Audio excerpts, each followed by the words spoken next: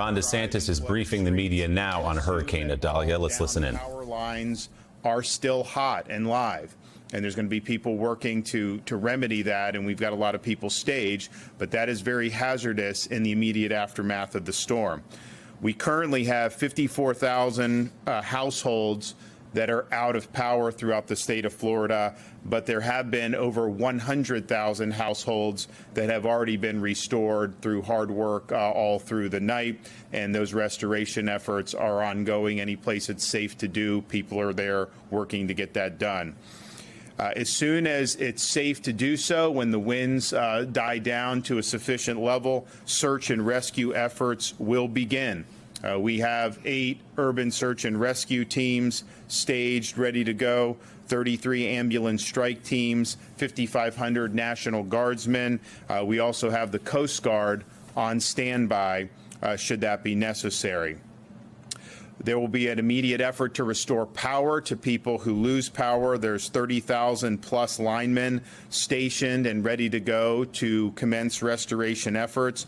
For local municipalities and electric co-ops, please accept mutual aid. These are folks that can come supplement your efforts. And again, the goal is just to get everybody back online as quickly as possible. There will be a lot of debris from this storm. There's going to be a need to have all hands on deck to be able to do. And accordingly, our Florida Department of Transportation, we have 650 pieces of heavy equipment and trucks staged for cut and toss operations post-storm. We anticipate there to be a lot of debris, a lot of downed trees, a lot of downed power lines, and there's going to be a need for this.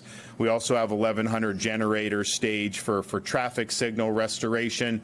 We anticipate that that's going to be a problem in a number of communities as well.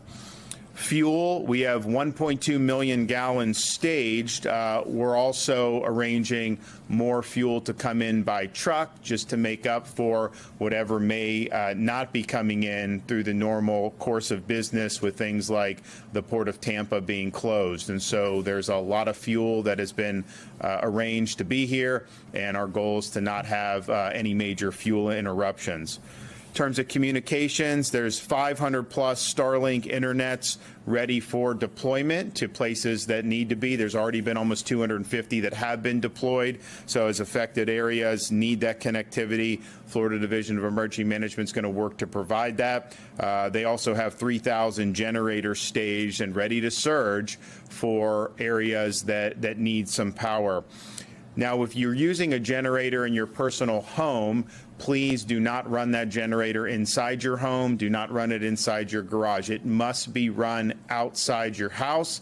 It needs to be at least 20 feet away from doors and windows, and you have to point the exhaust away from your home. We do not want to see any fatalities as a result of misuse of generators. So there's a lot of people that are on deck right now.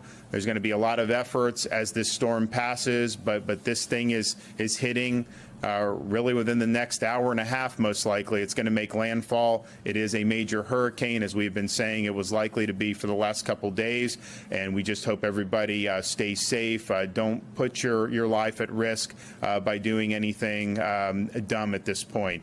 This thing's powerful. If you're inside, just hunker down until it gets past you. You don't want to be messing around with these winds. There's going to be things flying all over the place. Obviously, if you're in a place that's close to the coast and you see that surge, that's going to be legitimate surge. It's going to be a big deal, and it's going to be very, very dangerous. And there we go with our power here. We're back.